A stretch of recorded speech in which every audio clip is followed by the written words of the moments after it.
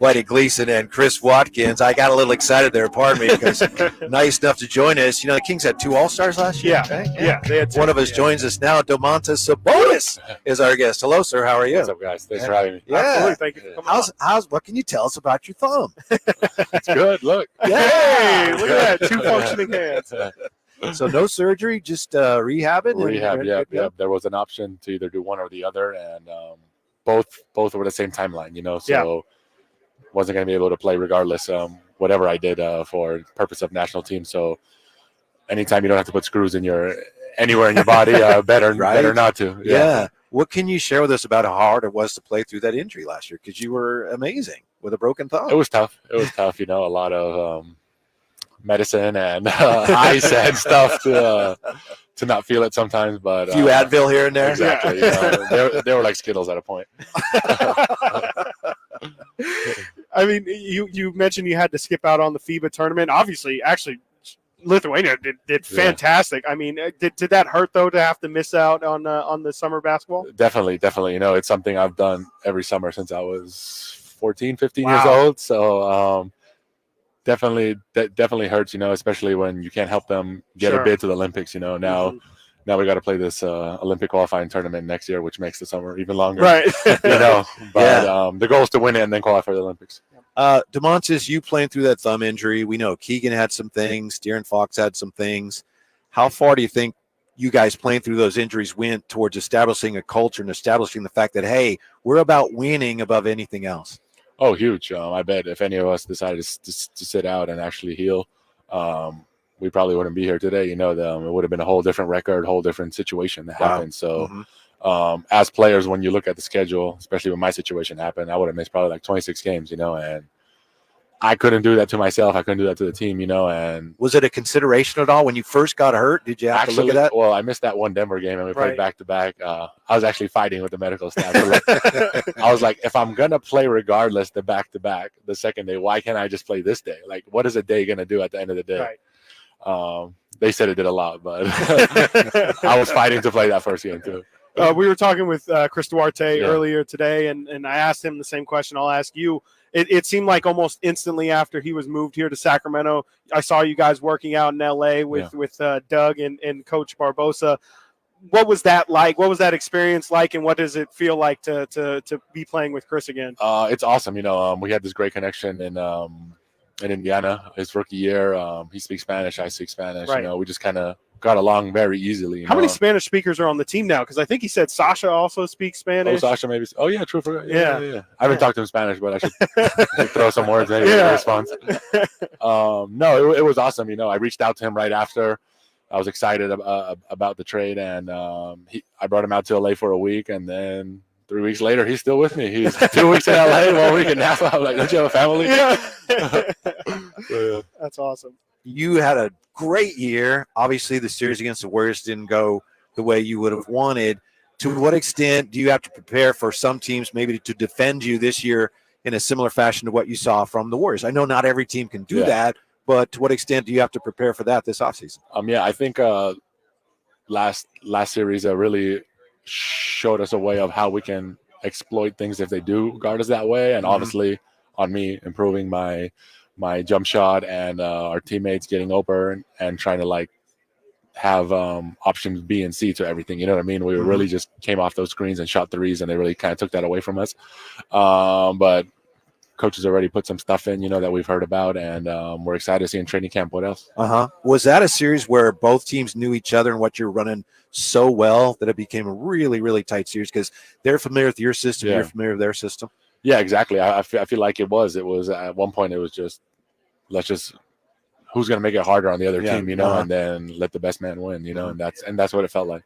This summer, I mean, you mentioned exactly how they covered you. Like, do you hyper focus on trying to, get that mid-range jump shot better, or is it still, business as usual, kind of working on the totality of your game? It's definitely something that's been throughout my career, getting more right. range. Yeah, we saw you extend your range out to the 3-point line last year. And being consistent, but at the same time, I'm always put in a tough position. I'm kind of the main hub facilitator in the offense. So if I'm taking these mid ranges every time they open us, we technically don't have that offense anymore. Right. You know what I mean? So it's a balance that I have to have to figure out, and with my IQ, I just got to try and figure out when is the right time to shoot these open shots, when is the right time to get teams going and get some movement, sometimes it's the right time. Sometimes if it's open and I made a couple, maybe I pass it up and I go and get a teammate open because that's what you're feeling towards the game.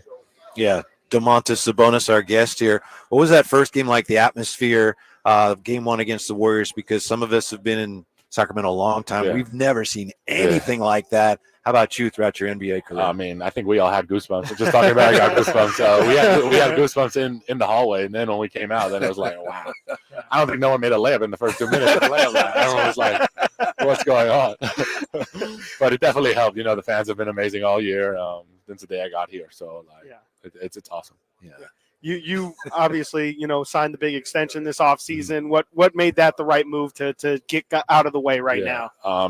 I'm happy here. Like I said, the day I got traded here, the fans made me feel like at home when I walked out, and they had a standing ovation, and all that stuff matters to me. And I can be here now for 5 more years, and we're building something special here. So last year was just the first year, so we gotta keep improving. Yeah. How exciting is it for you to play now with Mr. Vezenkov, because he moves well without the ball. We know you're a great passer, and he also is a pretty good rebounder, and you could use some help in that regard. So how exciting is it to think about playing with him this year? I'm very excited. I'm sad during pickup this week I didn't get to play on his team, so hopefully in training camp me and him get to play more together and kind of work on that chemistry early. Yeah. How much have you seen of his game, and what do you think just in general he'll bring to pretty this good team? shooter, right? Yeah, pretty decent. Great shooter, can move, super smart player. I mean, when you're the MVP of the EuroLeague, that's not easy to do. And by him doing it with his game with not many dribbles is very impressive. Right. Yeah. You in some ways play like your dad. He's bigger.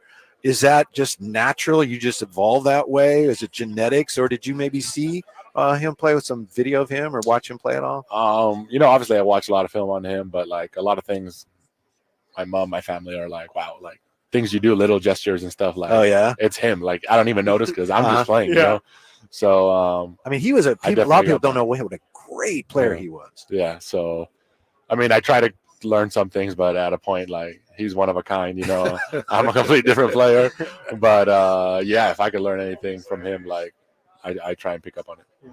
You've been in Sacramento now for a year and some change. Last year was your first full season.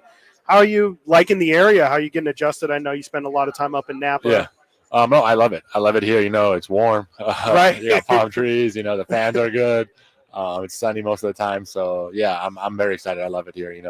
My wife's family is down in LA, so everything's close. Perfect. But what's one area in which you think the Kings they will improve? We know in areas which they need to improve, but in your mind, hey, we will be better in this way. What would you say? I would say in defense and physicality.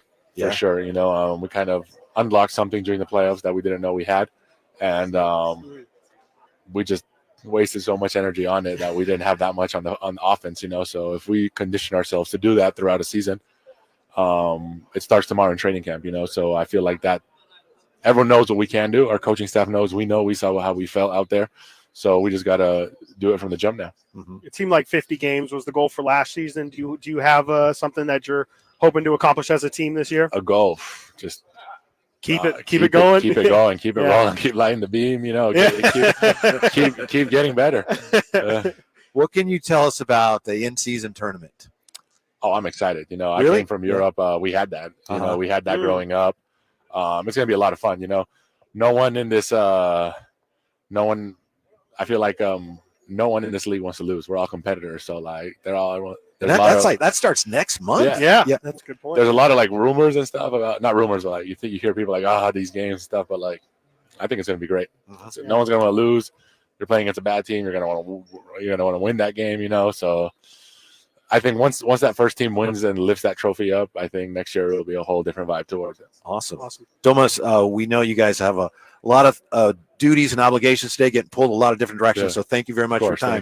We appreciate it very much. Thank you so much. Whitey and Watkins will be right back with more on Media Day from the Kings practice facility at the Golden One Center on Sactown Sports.